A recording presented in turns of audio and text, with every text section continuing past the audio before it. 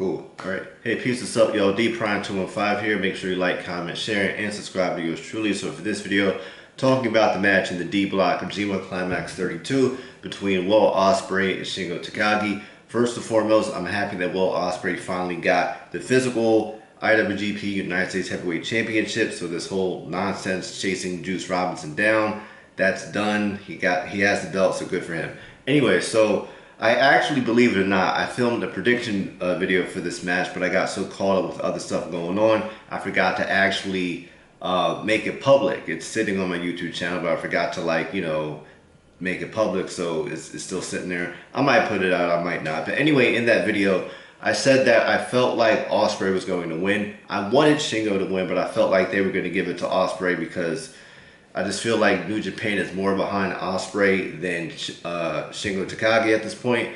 However, with that being said, since I wanted Shingo to win, I was very happy that he did. So as for the match, pretty much every time these two get in the ring with each other, they never disappoint me. They always somehow, I don't want to say always somehow, like how could they, but they always they find a way to make each match different in its own way, and how they always find a way to do something that's entertaining and different, right? So that's that. Off rip, the match is great. A couple things that stood out to me about this match: I like the dynamic. When it started out, Shingo was pretty much dominating it, and then it went to Ospreay, and then it pretty much Shingo, he really undid Ospreay when he countered the hidden blade that Ospreay was going to do to his face.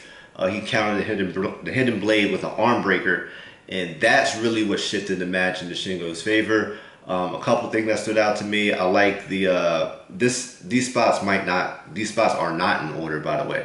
I like when Shingo he hit the Poison Rana on Will Ospreay. Then Will Ospreay did like a really delayed stand up, and then he finally clocked Shingo Takagi with the hidden blade because he was trying to hit that move so many times throughout the match.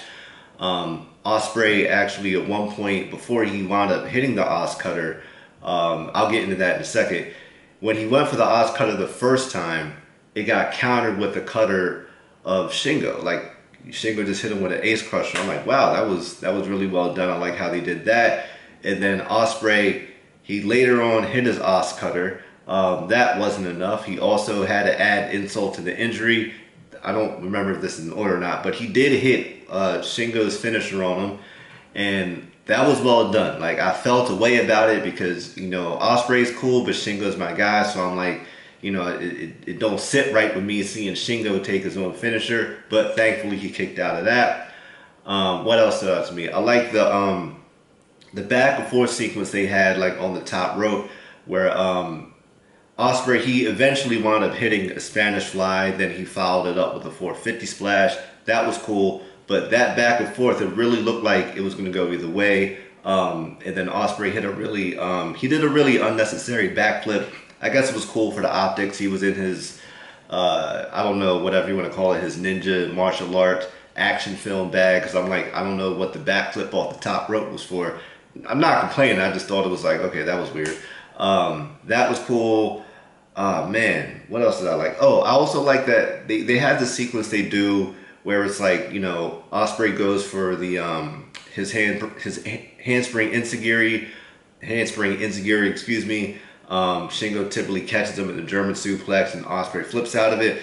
So in every match they've done, if I'm not mistaken, they do some variation of that. So it was cool to see how this variation was different, where it ended with Ospreay pretty much getting the upper hand in that, but that didn't really mean anything because Ospreay collapsed at the end. He wound up hitting 2 kicks to Shingo's head. That was that. The finish was cool. I felt like it made sense because, Shingo eventually wore Ospreay out, and Ospreay's right arm pretty much gave way. And, when it was time for the finish, he hit him with it in 1, 2, 3. So there you have it. Long story short, as you can tell, I was very impressed with this match. These two never let me down when they get in the ring with each other.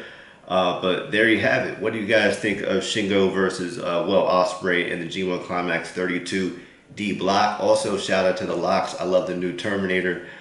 song they put out in the music video. That's a whole other conversation for those who happen to be a fan of both. You know what I'm talking about, so salute to you. But what do you guys think of the match? Let me know what you think in the comment section below. Make sure you like, comment, share, and subscribe. Yours truly, D Prime 215. And I'm looking forward to seeing who wins the G1 Climax. This was the match between my top 2 picks to win the G1 Climax 32. So, you know, hopefully one of these two walks away with the trophy when it's all said and done. And we'll see what it's hitting for as the G1 Climax 32 goes on. Alright, till next time. Peace.